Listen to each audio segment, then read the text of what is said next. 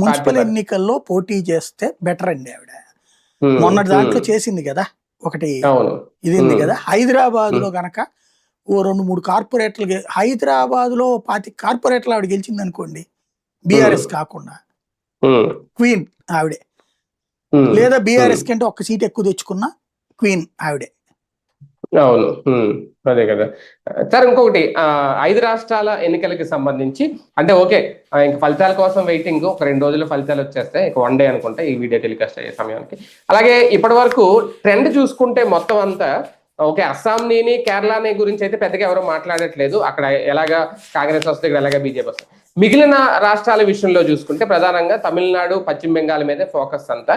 Exit polls కానీ మొత్తం ఇప్పుడు చర్చ అంతా కూడా బలోపేతం అవుతున్న కాంగ్రెస్, భారతీయ జనతా పార్టీ అనే దిశగానే వెళ్తుంది తప్ప ఎక్కడ కాంగ్రెస్ పార్టీ అధికారంలోకి వచ్చే విధానాలు లేదంటే ఆ కూటమి అధికారంలోకి వచ్చే పరిస్థితిని ఎక్కడ చూపించట్లేదు. మొత్తం ఫోకస్ మొత్తం భారతీయ జనతా పార్టీ బలోపేతం, భారతీయ జనతా పార్టీ ఖాతాలో కొత్తగా ఏ రాష్ట్రాలు యాడ్ అవుతాయి, ఇలాగే వెళ్తున్న ఎగ్జిట్ పోల్స్. ఏంటి కారణం?